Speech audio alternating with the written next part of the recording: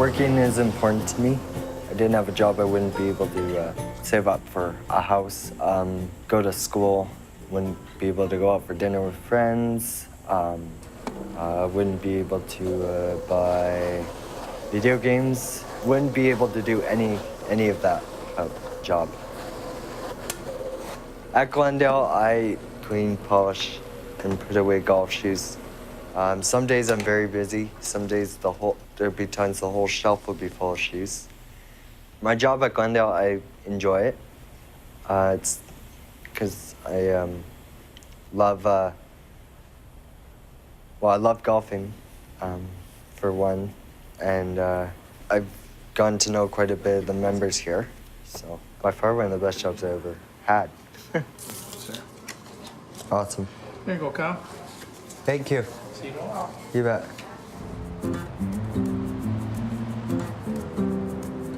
I've been with Stantec for it was 4 years this past September. I deliver mail, go to the mail and get parcels, unpack them. Good morning, Brodie. Good morning. I have something for Nitran and Holly for you. If something needs to go to HR, I'll take it. Or if we have new hires, I'll set up the desks. Or if they go, I'll clean out the desks. When the coffee supplies comes, I'll make sure it's all there, unpack it. And like with the paper, I'll make sure it's here and stuff. It keeps me busy, keeps me challenged. This was the first office job I've had, so with that, there was a big adjustment period of just how to like go about the daily work day and how to like adjust. But you know, we got the help and I've enjoyed it ever since. I want to be with Stantec as long as they are happy with me, as long as they want me to be employed here.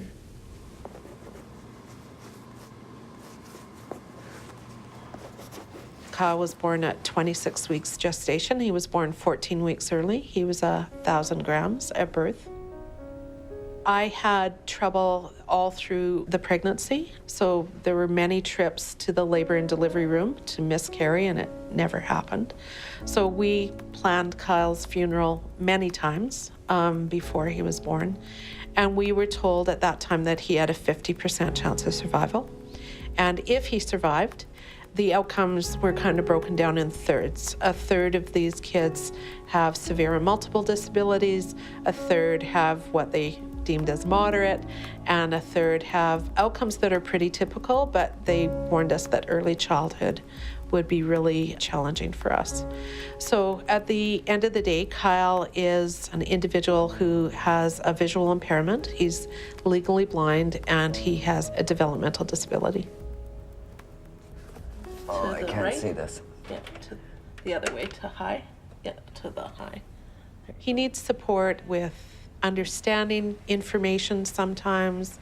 If he's in a classroom, he'll need the curriculum modified to a simpler level for him to understand. And he needs the opportunity to do things sometimes a few times before he would be able to master it. He is probably one of the most positive people you will ever meet on the planet. He has tons to contribute. And in fact, he's been my biggest teacher. I learn from Kyle every day, and I think it would be a shame for a community to miss out on the opportunity to know and love Kyle. And there are thousands of Kyles that are exactly the same, that are no less human than you and I, and deserve the right to be part of community.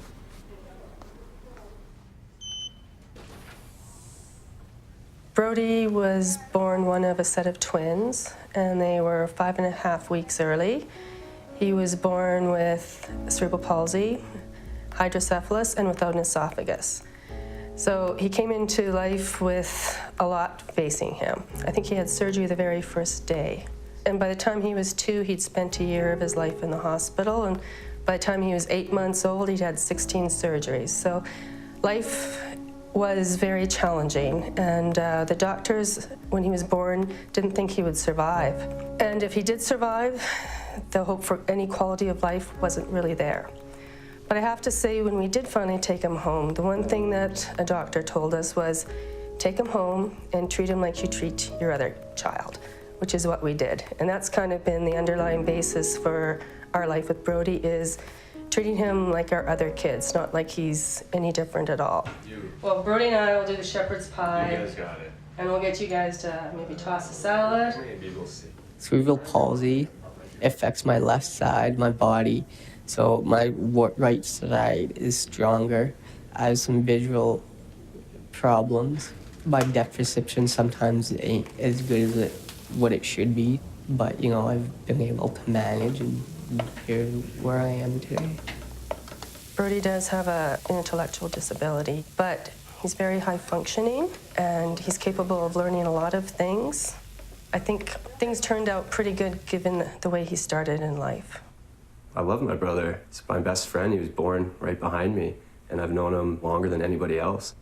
He gives me so much inspiration every day because I get to see the battles he goes through, and I know what he's gone through, especially when he was real young and all the surgeries. For him to be here, maybe not everyone knew how long he'd be here, and for him to still be here with us right now and to have a job and to be thinking about maybe hopefully moving out one day so he can be on his own, just couldn't be a better brother to have, really.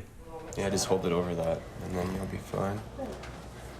It's probably made me a little more stronger, and I've overcome that kind of stuff in like my everyday life, and just I've accepted it, but also haven't dwelled on it. I'm very proud of Brodie. I watched him go through school, through university. I don't know that I could have overcome everything he did.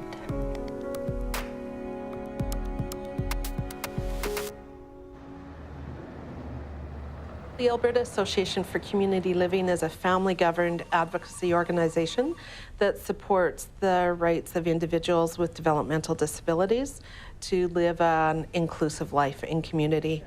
We have over 320 people that we've created employment for since the Rotary Partnership began.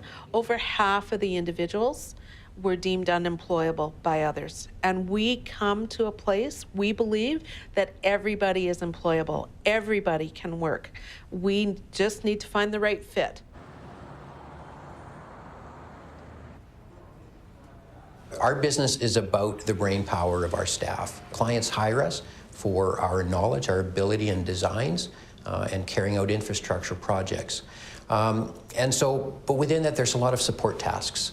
And we could talk about what some people would deem menial, but are necessary, that have to be done regardless of whether it's an engineer or a non-technical person. We're finding people with disabilities have immense commitment to us, to Stantec. They want to be here. We find dedication. Very few sick days, for instance. They're here day in, day out, committed to their jobs. They know their task and they do them. And you know, we see long-term careers happening with these people. You're allowing that person to grow. You're giving them the confidence to, okay, hey, I can shine shoes and do my job at the Glendale, but you get them thinking about, hey, I could do other jobs. I'm skilled, I'm good at things. They just need a hand up as opposed to a handout. And I think that's probably the key thing. You can give somebody money, but if they have to come and do something for it, it means more to them and it means more to the person that they're doing it for. So it's a self-esteem, it's a self-respect. Work is critical because for all of us, work affords us so much more than a paycheck. Work affords us the opportunity to grow, to be challenged, to earn a living, to be valued as a member of society, to not be reliant on government assistance. Work has a huge impact, not only on you and I, but I would say it's even more so for individuals with developmental disabilities.